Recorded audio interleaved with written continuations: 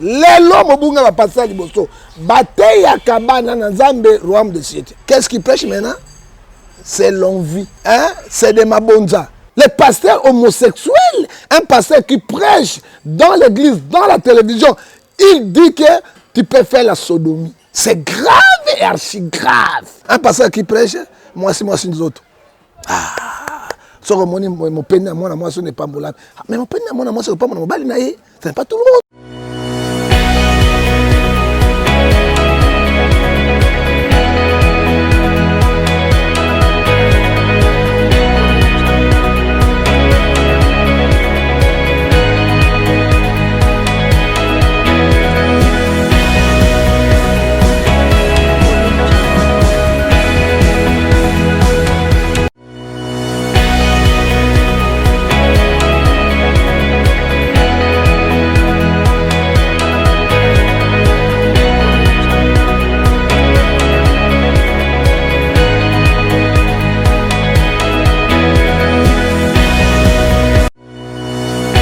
Maintenant, nous entamons la deuxième partie de cette émission. Nous allons parler de la politique. Hein? Vous connaissez comment ça se passe. Mes colos, l'actualité politique, ils ont vraiment les colos. Et les prophètes du peuple, le prophète Nguefa, il va un peu nous parler là-dessus à ce qui concerne la politique fidèle des internautes. Pasteur Nguefa, politique et hindi Namboko. Politique. Mais bateau va ça, on va député. Tu es bien bango. Tant qu'il y a comme député, il y a peuple. Papi qui n'envoie papi qui n'envoie déjà la population. Donc, papa, ils ont installé fondation qui n'envoie déjà il prépare quelque chose. On attend qu'il a 10 ans, il y a fondation, il y a député, et puis là, on et belé bandara papi qui n'envoie des choses qui font comme député mais comme député depuis Kala. Parce que député elle n'a quand même cassé mais bilembo. Et kolingana kata bilembo. Il faut papi qui n'envoie dit mokonzi ya fondation qui n'envoie des prophètes ya population.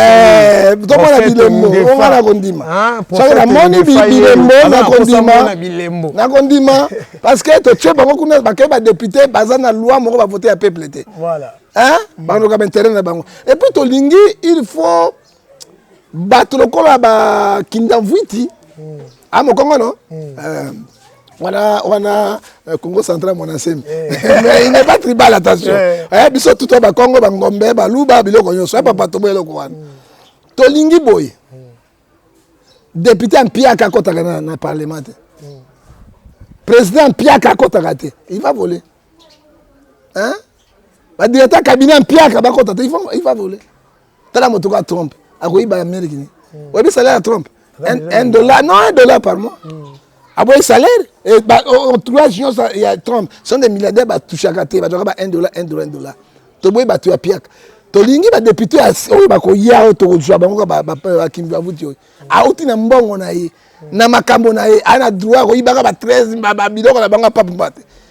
il faut pas sauver Mboka. Mais on a un piak. On a un santal.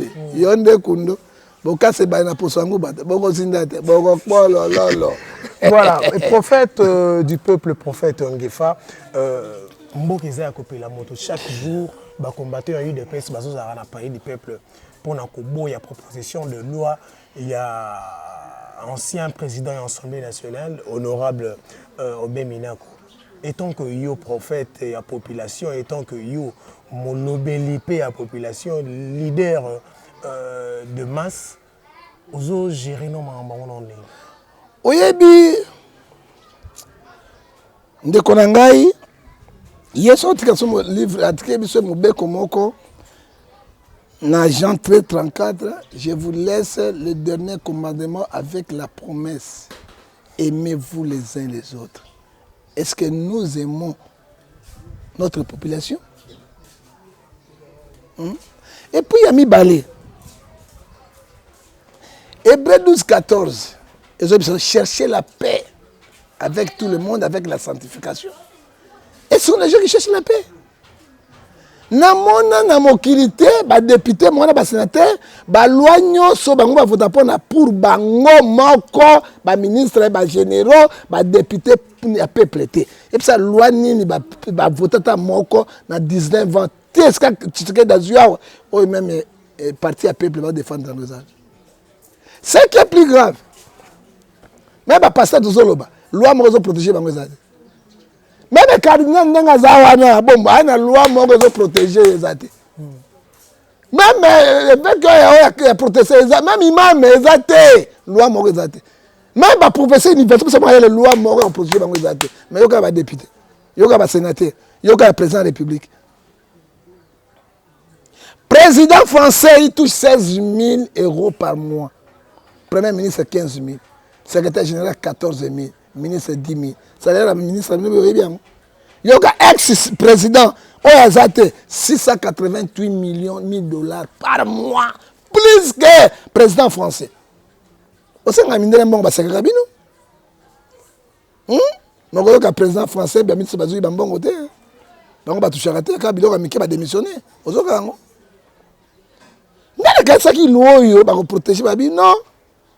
Minako. Parmi les 300 magistrats révoqués dans la corruption, au Kabila, le père a révoqué Minako. Mais Minako est président du Parlement, a commis même Mokondi Nina Bangoyo, Oyasaki à Kabila, Cordon à Bangoyo, FCC Wana avant ennemi. Il y a Minako Azeraki dans le Parlement président. Si vous votez la loi, bon avortement, vous votez gratuitement, comme grâce au monde, au fêlé dans le Congo. Avantage dans le peuple. Oui, vous avez un hôpital, pour avoir $100, 200, 300, vous avez un bébé dans l'hôpital. Mais ils sont là. Dans le confinement, moyens d'alité, mais tu as mis ça. À peu près, ça a été moyen de se faire peuple pour sunga sunga ngata pana baselemba na bawapi eloko te. To moni ba kulu na ça loi moko to dépoker mbonga mo ba millions ezobima ezopesa manakata ba hôtel ba millions de dollars. To ça dans ba centre moko boy to to ba kulu na oyo to pesa ba petit métier to créer ngo pour diminuer ça to mboka ata loi moko. Ba loi ka to ba sa bango 2000 pour ta kotika bango. Biso de bango to bobo na bango. Surtout le 2000 wana pe monsieur to ça 2000 te wa to bois ki yango koleka te to ke yawo ba moni mina ko za di président ya Assemblée nationale abi mbongo boni ebunga wana akozodi te tango likambo ya caméra ça me pese bango somme ba bi mabe ko tina mboka mabe lo manga ba mongo baloba caméra en puissant, il y a 20 ans. Il y a mina quoi on a bateau, ça va 50 ans en prison.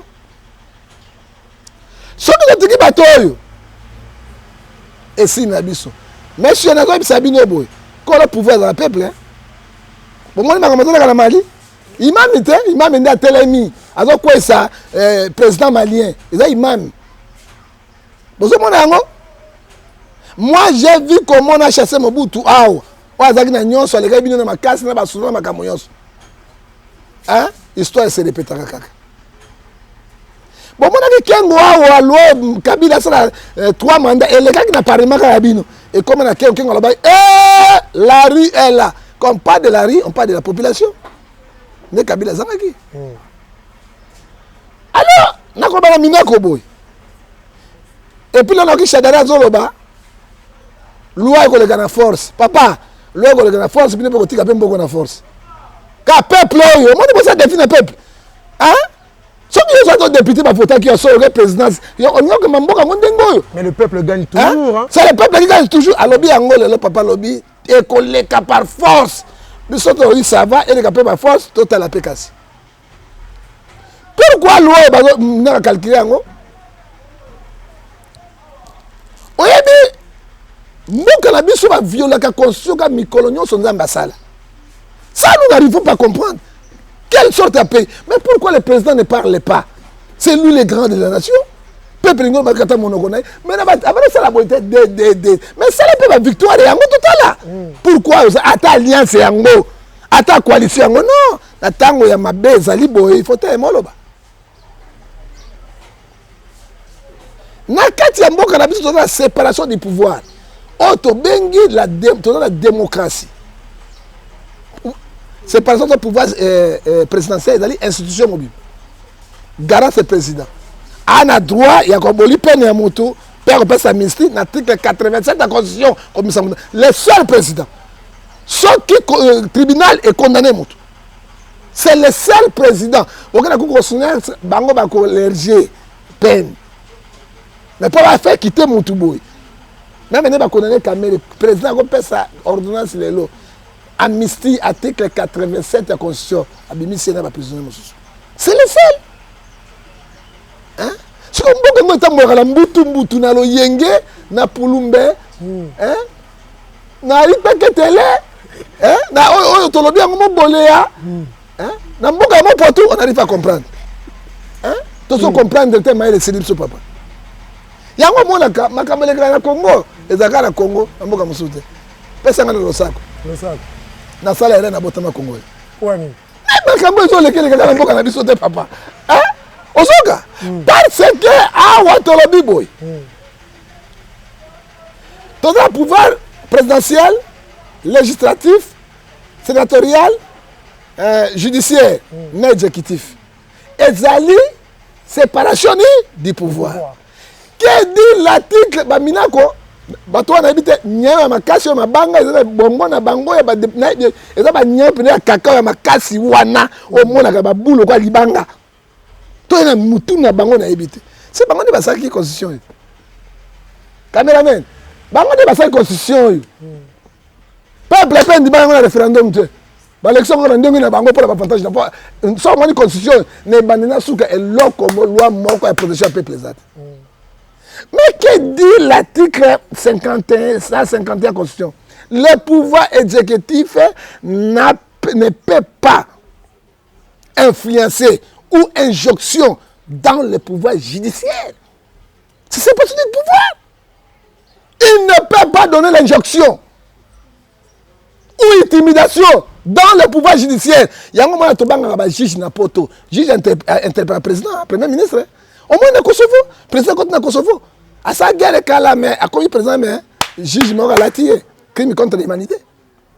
On ne blâme pas avec le juge. Hein? Et l'élévation en Boka, ça m'a la justice. Compétence en Boka, ça m'a la justice. Ce que la justice a mori en Boka Koufi. L'impunité en Boka Koufi. On l'a dit, papa.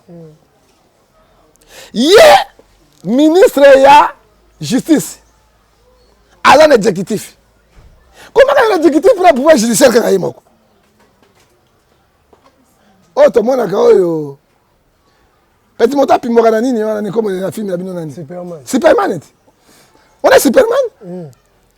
Superman a dit Fobo. Superman a bien un mot pour tout. On est à Frondondo. Mais pour moi, ministre de la Défense, il y a ministre de la Justice, on a une exécution. Exécutif, pouvoir exécutif. Il y a un pouvoir judiciaire. Non. Qu'est-ce que dit l'article 223 de la Constitution, monsieur? L'indépendance de la justice.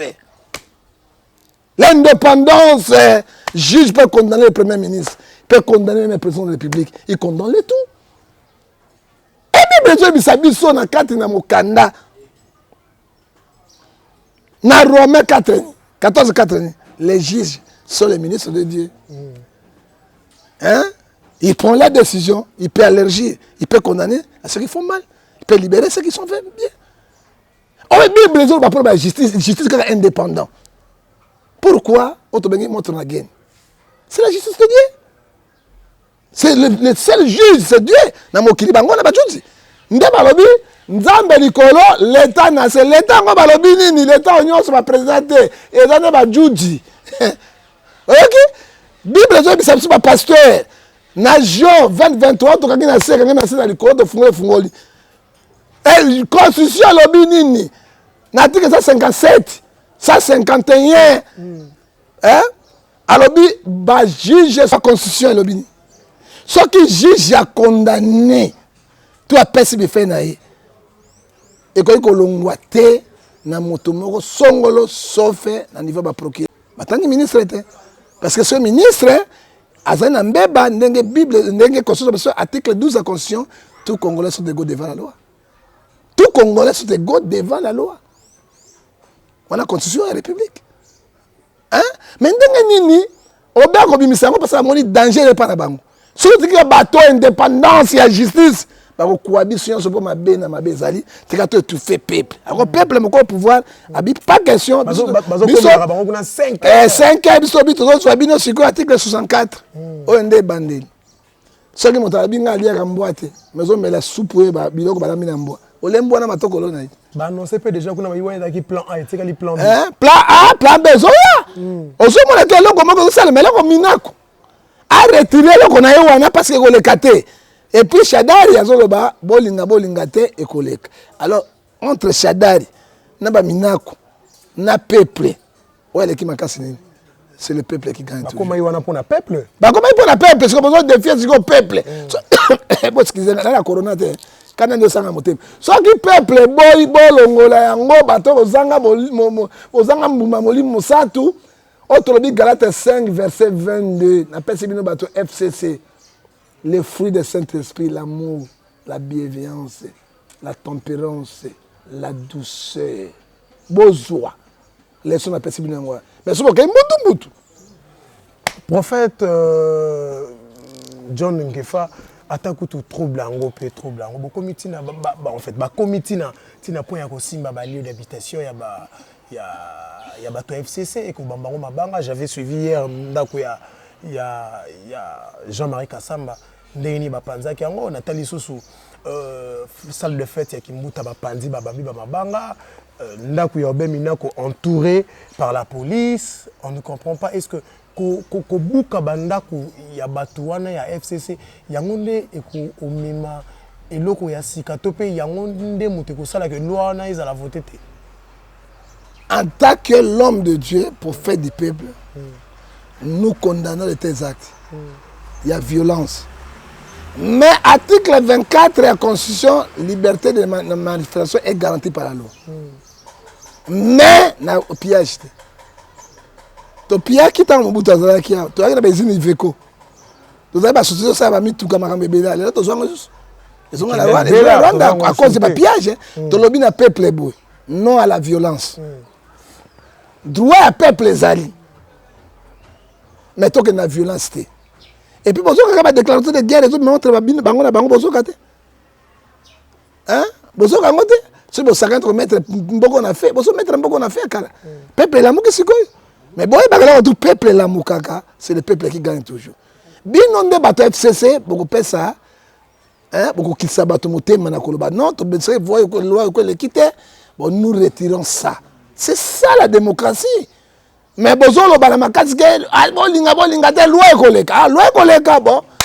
Celui qui sème le vent récolte la tempête. Okay. Alors c'est votre problème. Hein? Basala ka ni na peuple te. Basala défi na peuple te. Peuple ne chebino wana. Peuple ne moko pouvoir. Le tentant de pouvoir c'est le peuple. Hein? Ozomona kengo a fait ça et le moko échanger quitter. Mais non pas le rappel à makasi et le rappel à makasi. Alors Galate 6 le but c'est que l'homme doit s'aimer, il moissonnera na suki wana. Tomoni honorable Obeminako Azalaki, bon, il fut le président de l'Assemblée nationale, mais pourquoi ça la proposition il y a loi au Kalate avec Osala Yango Tango état des droits? Non. Alors ça Yango te bakasa Kabila kozala cesse secondaire batambutu bakasa mubuta okufate bakolongola ite parce que bamubutu un peu bakasa mubuta otika la internel. Hein? Bango bakasa Kabila ko za jeune ko peut-être 80 ans na pouvoir otika ba internel. Or que bakana nkema lenga l'état. Lisanora jigotiki lonkema. Tanga ba moni loko kengo bloqué ngo bouleversement calcul politique salami. Parce que na temps nyonso abimisa loyo. Tango ya salaki pele kanabo pete. Boya lekisa yango dépendre. Amonaki non loyo kolekatera parce que ministre de la justice a une moto opposition. Donc motasongolo ne ba ça. Nous soit zobanga po azana ba nyongo. FPI non ba FPI même détournement na bazobenga déjà kuna donc détournement ezali na makasi pe awa na kati ya palais du peuple tango ba gérer qui avait fait ba bi ali bato bazokeni na yango ezande ko samba. Est-ce que vous êtes au banc état des droits? Hein? Non, état des droits et bandit les lotés monsieur. Hein? Si on a l'état de droit, et bandit lelo, parce que Kamere Azali na prison, non. Na 1965, non, en 1900, avant l'indépendance, Kassafou va s'engager état de droit. Kassafou va s'engager état de droit. Pour pas juger tout le gouvernement, va s'engager Kangabango. Na mindele va s'engager Mabé, va sanctionné par la loi belge et la loi congolaise. Tokei, Nami, dans mon bout du pouvoir, en 1965, na 4 et Ketebi Azalaki ministre à transport. Et na tango wana Kengo Wadon Azalaki procureur général de la République. Marcel Iya était président du Cour suprême de la justice. Et Ketebi va détenteur du pouvoir, bah tu vas penser Mobutu Kota wana van. Mobutu tena somba 3 avions à Sika. 5 avions à Sika, 3 Boeing, 2 Fokker. Na ba biso monaka 2 étages. Et Ketebi a sombi mbongo liboso Alexis Mobutu. Deuxième fois kende a sombi Alexis Mobutu te ameli mbongo. Mobutu akangaki et Ketebi. Kengo Léon le but azwaki mitinde okanga et Ketebi ministre de transport et l'on a Marcel Yaou que son âme repose son père. Bakangi atikaki na boloko na Kinshasa atindaki na rive gauche na Kisangani boloko kuna. C'est état de droit d'état de droit. Et puis ba ye era mobile bazalaki. Bakena ndako na ye. Bana Ketebi bakoko na bi. Abomba yimbanga koko même ba fungula ba millions de dollars. Ça c'est l'état de droit. Mobutu akangi bomboko. Iselenge lokumba. Atini na boloko ne kafela. Et kafela zali côté Équateur na basanku na kati na zamba. Nda côté la basa prison mo ba belge basala kuna. Soki okimi olingo l'examen bangando baleyo. Na zamba ba lion na ba léopard ba lion na ba yamaibere. Et kafela. Ba na la prison na hélicoptère, ba ko to ba conduire hélicoptère, c'est la même camion ezala kate. Bon tourner ba zamba na ba lion na ba nyamo ya mabe wa. Akende ke kuna c'est le droit. So l'état de droit bandi lelo non monsieur je dis non. Mais Kabila le père a Ngonda, Raphaël Ngonda est ministre de l'information. Hein? Bah, détenteur du pouvoir. Hein? A détourné Mbongo. RTNC, Kabila Tchaki na prison. Ah, Omar Bongo, directeur cabinet na ye, a Kangaye a tient na prison. Oh, fils de Zalio. Et ça, il a cicaté. Oh, bah, tu vas comme un côté. Et ça, il a calé, ça, il m'a calé. Pendant que première fois, il a ça. Première fois, il a ça. Mais qu'est-ce que tu as maintenant? Et qu'est-ce que tu as mouqué? Hein? Et qu'est-ce que tu as ministre de l'État? Hein? Et qu'est-ce que tu as comme premier ministre? Hein? Ozomona makambo e salema. Lokola bato yaki na dictature na bango. Na régime sangisa. Ya Bafster. Et bodi PPRD. Rwandais na banani batondi. Après ce exemple, yo mona wapi na mokili, totuni Kabila le père. Mutu tozomona mino ya biso ba congolais te, elongi ya ba congolais te. Bizi Makara. Kabila le père ya biso. Il est congolais. Boyete hein? Totali James Kabare elongi nyonso ya bango ba Rwandais banani. Chef d'état-major général Yamboka. Totuni Kabila le père. Qu'est-ce que Kabila le père a dit? Il est congolais. Tout surtout James Kabare, ministre de la défense. Il na Rwanda, au Cameroun Kendeki, bande konaye. Tout na James Kabare et meilleur waba Akimi nani ministre des Affaires étrangères, au Bisi Makara, Nambongo ambassadeur Nyonso. Kabila il n'était pas congolais, il était rwandais. Mais rwandais ko tche bango na poste ya minene ya mboka. Ce qu'il est l'homme besoin article 145, 144, 145 et 165 c'est la haute trahison. À cause de 100 ans de prison. Ce que ça qui vivant. On yango. Hein? Même la politique qui wana monsieur. Mobala maman a bien gagné papa. Moi ça peut pas bien gagner maman. Yango toujours continuer. Le Congo est sacrifié. Le Congo est sacrifié de Kosogi totalement. Mais quand on a sangisa. Mais les lois présentes, tu sais que ça doit fonctionner. à cause de l'alliance. Tel que Missi a bien, et là, on sait Missi ni gratuitement à l'école primaire. À comme ça, on peut école secondaire. L'école primaire, la PCE, on a besoin de $1 million, $1 milliard pour enseignement gratuitement. Et Sungyo peut pasteur des femmes, autant fait les prophètes. Moi, je fait l'école secondaire au fait. Mais bah, c'est 10 papiers hygiéniques, 10 000. Quand on a tout ça, hein? On peut papier hygiénique par aujourd'hui. Mbongo, on récupérer un bon qui trompe qui? On a une bonne initiative pour le faire. Mais lorsque Bomi Tshisekedi, au sein de l'audience bandimate, pour ça, Moulou Baté, ce qui est Mukuna, Kala, ce qui est qui Kakenza, Kala, ce qui est Zela, non, Negolangai, ce qui est à côté de la porte-porte, Nani, évangile, Nani, Wallace, Kala, héritier, Kala, Mbiye, mais Bissoyo, parce que je mon gars là, je ne suis pas Moulouba, parce que attention, tout le monde suit l'Internet. Mais suis attention, c'est la télévision du monde le plus puissant, c'est l'Internet. Jamais. Or, que tu as mal au Bisaye, tu as le que le mal est là, le danger est là. Mais n'arrive pas à comprendre. C'est malheureux, c'est malheureux. Mais mon peuple, tu as tellement pendant tout ça, parce que trop c'est trop. Est-ce que c'est vraiment possible que Baba qui s'est là-bas député $2 000 dans salaire. Est-ce que le salaire? Non, il y a une question, monsieur. Le salaire, il y a un professeur d'université. Prime, ce n'est pas salaire. Salaire à professeur d'université, $150. Prime, $2 000. Ok? $500, tu vas m'excès, prime, il y a salaire. Prime, mais salaire, il y a Baba, ça $2 000. Loi, ni va voter. Quel est le malonga? Pour que ça soit un professeur d'université. Il y a une population. Qu'on passe ça, on a un ma passion est riposte. Comme ça, riposte, madame Mbongo belé papa tika. Confinement, tout le monde a oyo, malade, on peut marquer, on a pas Mbongo, bah, tu vas lire, tika kuna kosi mbangote. Ozomona, bah, passe ça, on a pauvre enseignant. Bah, passe ça, on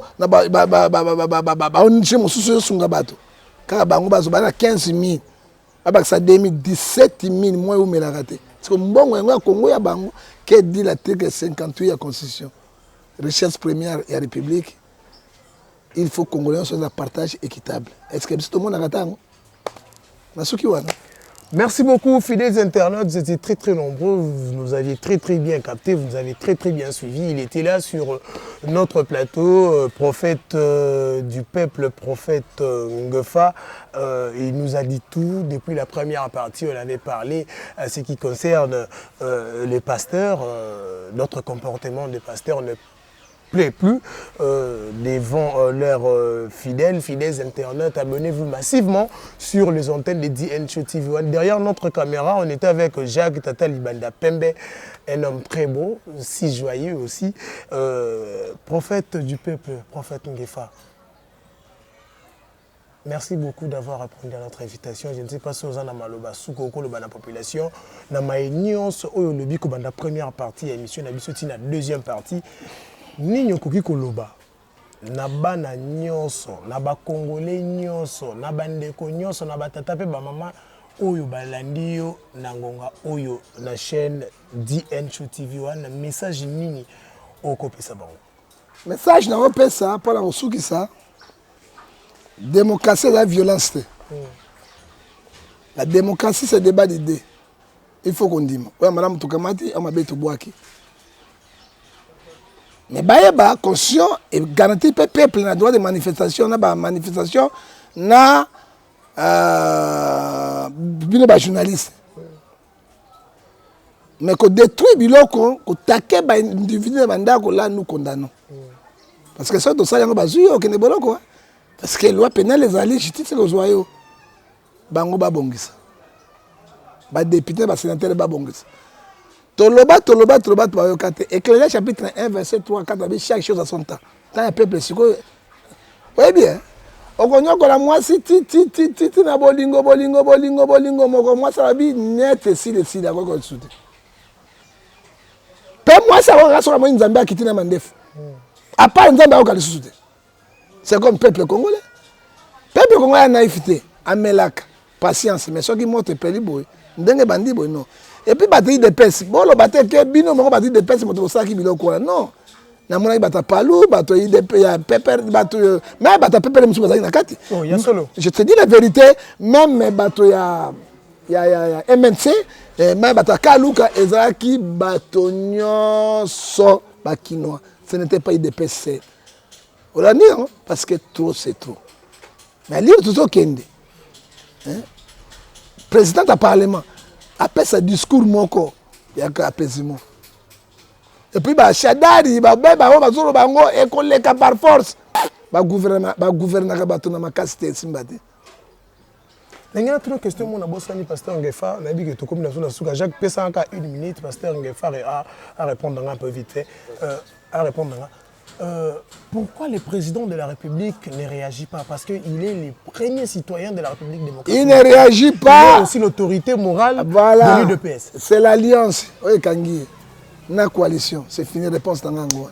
Voilà, c'est la réponse de prophète prophète du peuple, prophète Ngefa. Merci à tout le monde qui nous ont très bien suivis. J'ai dit merci à mon patron, hein, Dani Bouli, qui est le patron sur mesure taille S. J'ai dit merci également à ma maman Nana Boliki, à maman sociale. J'ai dit merci à mon vieux Mathieu Tonfoumou, le boss depuis quelque part. J'ai dit merci à mon vieux Pati Toumbale, roi d'Allemagne, prêtre.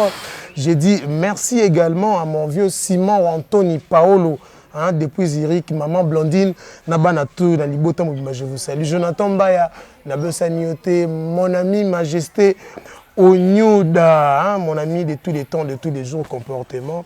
Mon vieux Eriki Balingi Mikolo Toul Bakaka, fondation qui n'envoie dit. Fondation qui n'envoie dit, Yaya Papi qui n'envoie dit. Hein, merci également à vous parce que tous les gens ont action dans Mwanda à Kalamine était bazozoa siège na bango calmement et paisiblement parce que fondation qui n'envoie dit né makambo. Pasteur Ngefa numéro de téléphone parce que il y a des gens qui peuvent la poste ça va contacter yo pour le bana bango pe ba makambo mabomba. Bon, so yo ngozonga na 00243 89 89 610 49 41. Dans la WhatsApp, il m'a payé Viber. Numéro 0043 81 857 26 78. Puis privé dans 0043 99 99 42 937. La personne en bot. Na Facebook page. Na Facebook qui nous faisait. Na personne nano. Na personne nano Nzambe merci mingi. Dienga sanctionne sur Nabino. Okoma sanzoli ezonga epai ya nkolo na bese mbote na bakongomani nyonso bazolanda biso surtout papa Maseba na Mikonga olingi pe mingi mikolo lotange nkolo apambola yo et puis topesi so mbote na bakongomani nyonso et mami Molo Bolumbu B52 tobengi baleine mikolo yo soko boisa mokili na yo na kati envers na bapambola yo topesi mbote susu na fiston na Cataline na France kolo pambola yo et tout professeur de la SAP et Papi Ngefa Nzambe na kati ya Zurich Nzambe apambola bino makasi ya mboka moko na Simon Anthony Paolo na Suisse voilà Suisse ba kuta nango ko venanga pe Simon Anthony Paolo azawana na Suisse alors topesa mbote ya munene na Likando box Likando na Italie yende makambo et puis président wa Roma na kati ya London mkonja ba diaspora et Eric Lele le boss des boss patron des patrons ya solo ya malonga et puis to bosanité que kopesa mbote na tout la mwisi Guillaume Eloy na France moto ya lobby que prophète Gaisola ya Mercedes ya Jeep ezokita par avion awa d'ici les 5 Kolo apambola pe to pese so mbote na les patrons des patrons, boss des boss, otobengi Kakantu la bengai. Nina otobengi 6600 portes symbole ka nani Laurent Sokoko. Na kati Angola kola pambola. Et puis apôtre Elias Pedro nde mwana dina bala ya solo ototeke na Afrique moko kaka ye wana na kati Angola. Il y a Laurent Sokoko, merci beaucoup. Il y a Laurent Sokoko. Hein? Il y a Laurent Sokoko. Vous nous avez suivis avec beaucoup d'attention. Abonnez-vous massivement sur les antennes de DN Show TV One et n'oubliez pas d'aimer nos émissions et commenter nos émissions parce que c'est avec vos commentaires d'être fan du boy. C'est avec vos commentaires d'être fan du boy. Sans vos commentaires, on a bien notre fan d'aboué. C'est pour vos commentaires. Commentez nos émissions et aimez nos émissions.